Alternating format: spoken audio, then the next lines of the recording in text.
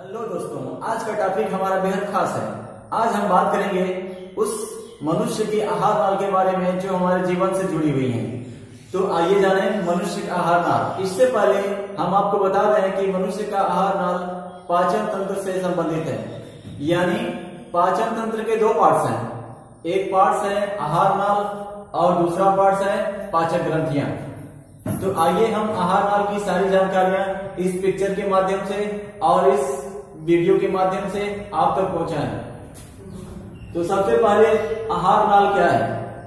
आहार नाल क्या है तो आप शायद जानते होंगे कि आहार नाल जो है मुख से लेकर गुदाद्वार तक फैली होती है। मुख से लेकर गुदाद्वार तक फैली होती है और इसकी लंबाई कितनी होती है? 8 से 10 मीटर लंबाई होती है। और ये किस प्रकार होती है? कुंडलित होती है। और अगर हम बात करें मनुष्य की आहार नाल की तो ये सबसे बड़ी लंबाई है 8 से 10 मीटर लगभग कुंडलित नलिका।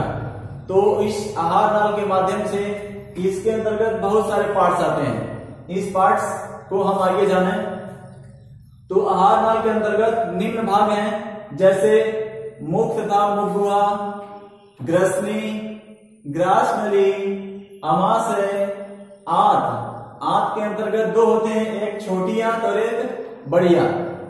यानी माउथ या माउथ कैविटी, ग्रसनी यानी फेरिंग्स, ग्रास नली यानी ओसोफेगस, अमाशय यानी स्टमक, आंत यानी स्टेटाइन। अगर छोटी आंत को बोला जाए तो स्मॉल इंटेस्टाइन, बड़ी आंत को स्मॉल इंटेस्टाइन। यानी छोटी आंत को क्षुद्रांत भी कहा जाता है, बड़ी आंत को बृहदांत भी कहा जाता है। मुख या मुख गुहा की बात करें तो मुख का डिफिनेशन और मुख गुहा का डिफिनेशन बिल्कुल सिंपल है कि दो चल होठों से घिरा हुआ, यानी ये मुख दो चल होठों से घिरा हुआ दो मांसल पेशियों को हम मुख गुहा कहते हैं। और मुख गुहा के अंदर को मुख गुहा, अगर मुख के अंदर एक गुहा होता है जिन्हें मुख गुहा कहते हैं। अगर मुख गुहा की बात की जाए तो मुख गुहा के अंतर्गत निम्न प्रकार के अंग होते हैं, जैसे दांत होता है, जीभ होता है। अगर दांत की बात की जाए तो दांत निम्न 4 प्रकार के होते हैं, जैसे कृंतक, रदनक, अग्रचौड़क और चौड़क। अब आइए इनके बारे में जाने।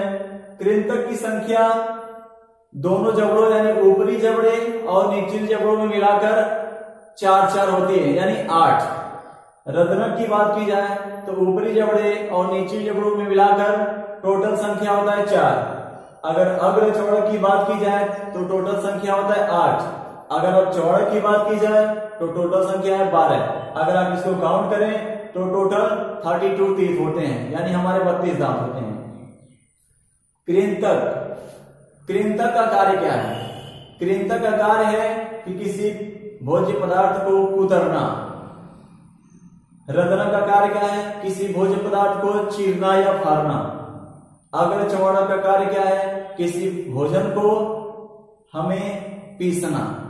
इसके पश्चात चौड़क का कार्य क्या है? किसी भोजन को पीसना या महीन करना। इसके पश्चात जिह्वा की बात की जाए तो जिह्वा के अंतर्गत निम्न कार्य हैं। एक तरफ से माना जाए कि जिह्वा हमारे भोजन को लुगदी बनाता है, आपस में मिलाने का कार्य करता है। इसके पश्चात वह श्लेष्म का सलामत करके भोजन को नरम बनाता है। इसके पश्चात जीभ पर हमारे 3 प्रकार की स्वाद कलिकाएं होती हैं। इस चित्र के माध्यम से देखिए कि अग्र छोरे पर किस प्रकार का स्वाद का अनुभव होता है। पश्च छोरे पर जीभ के पार्श्व भाग में और अग्र छोरे के थोड़े पीछे। जैसे आपको बता दें कि जिह्वा जो होता है अग्र छोरे पर मीठा का अनुभव कराता है और पश्च छोरे पर कड़वा का अनुभव कराता है। जिह्वा के पार्श्व भाग में खट्टे का अनुभव कराता है और जिह्वा के थोड़ा ऊपर ये नमकीन का अनुभव कराता है। इसके पश्चात ये लाल ग्रंथियां का हम अलग वीडियो बनाए हैं जो हमारे पाचक ग्रंथियों से संबंधित है। अतः लाल ग्रंथियां का विस्तृत जानकारी यहां नहीं दी गई है। इसके पश्चात ग्रसनी। अगर ग्रसनी की बात की जाए तो यह लगभग 12 से 4 सेमी लंबी कीप की आकार की होती है और यह ध्वनि उत्पन्न करने में एक बहुत ही अहम भूमिका निभाती है, जो अंदर की तरफ एक छिद्र होता है। और यह माना जाए तो एक घाटीलापन होता है जो हमारे श्वास नली को अलग करता है। जैसे ये मुख गुहा के बाद ग्रसनी का निर्माण होता है, जो जिसकी लंबाई हमने बताया है कि 12 से 14 सेमी। इसके पश्चात आइए जाने की ग्रसनी किस प्रकार से कार्य करती है। इसके अंदर यानी गुहा के अंदर एक छिद्र होता है जिस पर होता है घाटीलापन। कभी कभी आप भोजन करते हैं और भोजन करने के पश्चात आपको खांसी आ जाती है, यानी भोजन करने के पश्चात आपको ग्रास नली में न जाते हुए वह श्वास नली में चली आती है। क्योंकि श्वास नली के जो दीवारें होती हैं वह भोजन को वापस धकेल देती हैं, इसलिए खाते समय खांसी आती है। तो यह घाटीलापन श्वास नली और ग्रास नली को अलग अलग विभेदित करता है। इसके पश्चात ग्रास नली, तो ग्रसनी कहाँ खुलता है? ग्रास नली में खुलता है। तो ग्रास नली की लंबाई कितनी होती है? लगभग 23 से 25 सेमी होती है। इसकी लंबाई लगभग 23 से 25 सेमी होती है और लंबी होती है। माना जाता है कि इनकी दीवार में कोई पाचक ग्रंथियां नहीं होती हैं, परंतु इनकी दीवारों में श्लेष्म का श्रावण होता है, जिनसे भोजन को फिसलाने में मदद करता है। और यह ग्रास नली की दीवारें संकुचित रहती हैं। भोजन होने के पश्चात उनकी दीवारें प्रंकुचित हो जाती हैं, यानी अवस्था अपनी फैला देती हैं और यह भोजन को निगलने में मदद करती हैं, जो डायफ्राम से होते हुए उदर गुहा में पेट में चली जाती हैं। इसके पश्चात अगर हम अमाशय की बात करें तो अमाशय के 4 भाग हैं, जिनके बारे में पहले तो ये बताएं कि अमाशय का लंबाई कितना होता है। तो लंबाई लगभग 25 सेमी होता है। अमाशय की लंबाई लगभग 25 सेमी होता है और ये जे आकार का होता है। इसके अंतर्गत यह कार्डियक भाग, फंडिक भाग, पाइलोरिक भाग और शेषाग्र भाग। अगर कार्डियक भाग की बात की जाए तो यह ऊपरी भाग है, अमाशय का सबसे ऊपरी भाग है। अगर फंडिक भाग की बात की जाए तो यह अमाशय का मध्य भाग है। अगर पाइलोरिक बात की जाए तो यह अमाशय की निचली भाग है।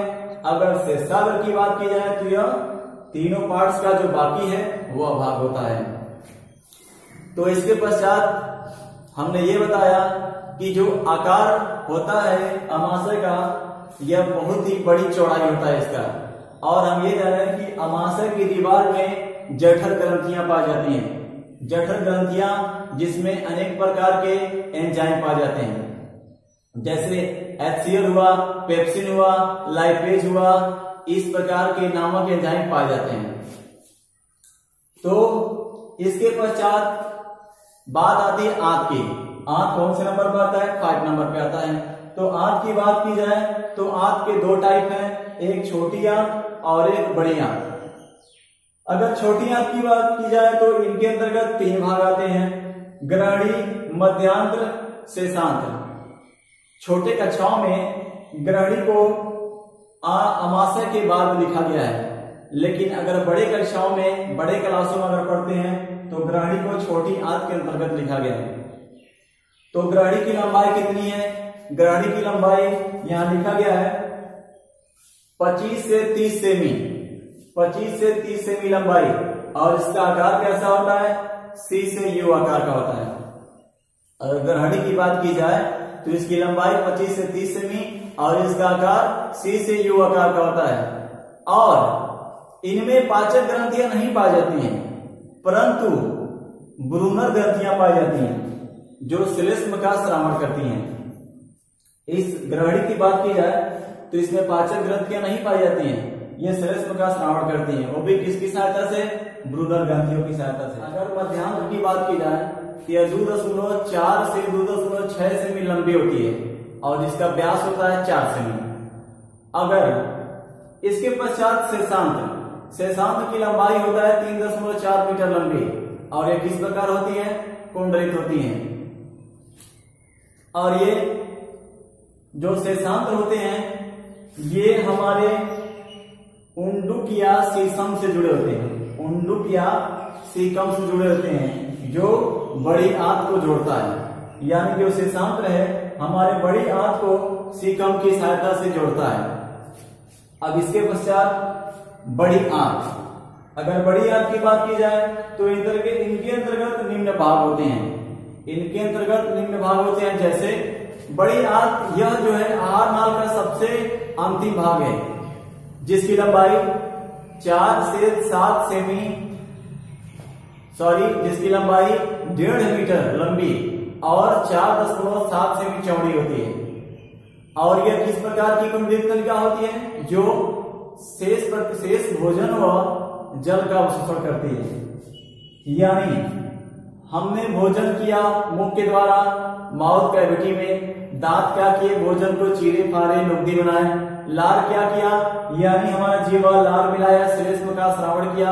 इसके पश्चात भोजन ग्रहणी में गया, ग्रहणी क्या किया, ग्रसनाल की सहायता से अमाशय में भेजा, अमाशय में क्या हुआ, जठर ग्रंथियां पाई गई, जठर ग्रंथियां, उसके पश्चात आंत यानी छोटी आंत, यानी छोटी आंत के अंतर्गत ग्रहणी में भोजन गया।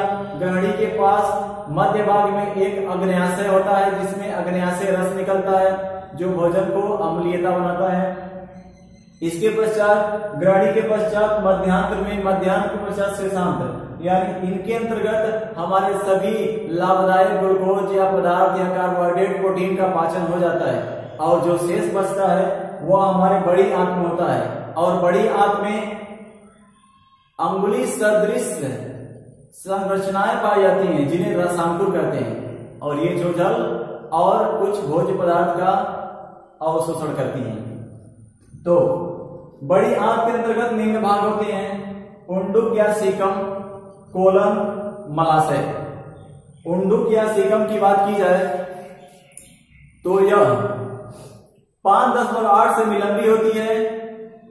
जो अब आप शायद सुने होंगे कि किसी के द्वारा सुना होगा कि हमारे पेट में सूजन है, हमारे पेट में दर्द हो रहा है, डॉक्टर की सलाह है कि पेट में कुछ मिस्टेक्स हैं। तो शायद मिस्टेक कुछ नहीं होते हैं, मिस्टेक वही होते हैं जिनका नाम है क्रीम रूपी परिशेषिका, क्रीम रूपी परिशेषिका।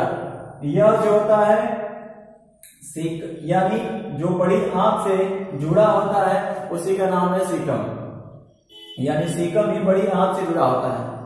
जो छोटी आंत होता है वो छोटी आंत बड़ी आंत से जुड़ा होता है, जिसका नाम है क्रीम रूप परिशेषिका। अगर भोजन किसी गलती से कारणवश अगर इसमें फंस जाती है तो भोजन सड़ने लगती है, और सड़ने के साथ इनकी जो कोशिकाएं होती हैं वह नष्ट होने लगती हैं। और जो क्रीम रूप परिशेषिका होती है उसका हमारे जीवन में कोई उपयोग नहीं है, अतः उसे अवशेषी अंग भी कहा गया है। अवशेषी अंग, इसका भी वीडियो जब आप पढ़ेंगे जैव विकास के प्रमाण, तो उसके अंतर्गत ये वीडियो प्राप्त होंगे। तो सेकेंड नंबर बात है कोलन की। कोलन की बात की जाए तो 1.3 मीटर लंबी होती है, और ये जो उंडुक या सीसम के पश्चात जो अन्य वर्ज्य पदार्थ होते हैं इस कोलन की सहायता से मलाशय भेजते हैं। और मलाशय क्या करता है, जो अपशिष्ट वर्ज्य पदार्थ है समय समय से बाहर शरीर से त्यागता रहता है। तो हमारा मुख से लेकर गुदा द्वार तक यानी मलाशय तक हमने पूरी आहार नाल की जानकारी दे दी। अब आप इस पिक्चर में देखिए, मुख, मुखगुहा, ग्रसनी, ग्रासनली, अमाशय, छोटी आंत, बड़ी आंत। मैं आशा करता हूं कि यह वीडियो आपको पसंद आया होगा, क्योंकि मानव का आहार नाल सबसे बड़ी आहार नाल है। हमने इसे संक्षिप्त रूप से आपको विधिवत रूप से समझा दिया है।